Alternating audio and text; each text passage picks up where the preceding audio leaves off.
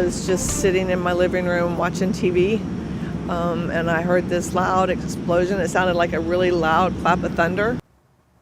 One neighbor retelling the moment she heard a large explosion directly next door. Then just 2 hours later, the home on the other side of her exploded. This morning, 5 people are in the hospital. About 20 homes in that area were forced to be evacuated. This morning, we have live team coverage from both the evacuation center and the Preston Hollow neighborhood. We'll begin with KENS 5's Ron Yakor. Barry, Audrey, good morning. We're here at the Ace Hardware, which is the closest we can get to the Preston Hollow neighborhood as it's still evacuated.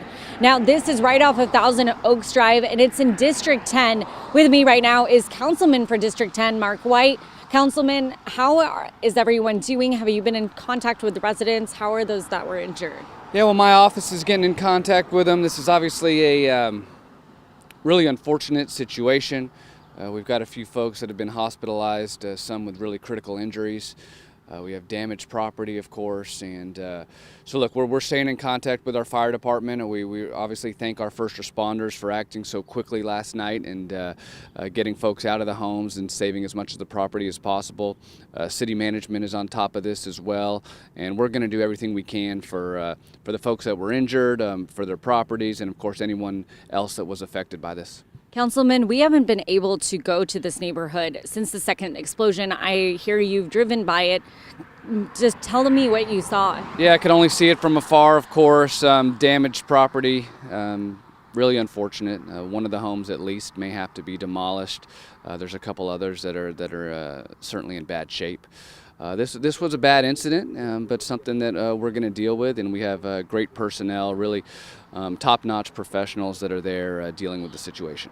Have you heard from emergency crews from CPS Energy about where we stand in this investigation? Yeah, the investigation's ongoing. Initial reports are that potentially this was a gas buildup in one of the homes that caused the explosion.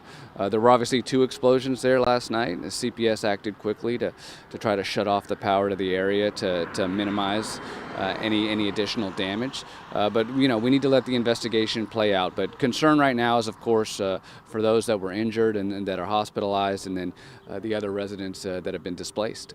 This morning, we're seeing some of the power come on at these homes. Do we have a timeline on when these residents can return? No timeline yet, but CPS Energy as well as our fire department are working as quickly as possible to make sure that the neighborhood and specifically that street is safe. And whenever it's deemed completely safe, that'll be the time that residents can return.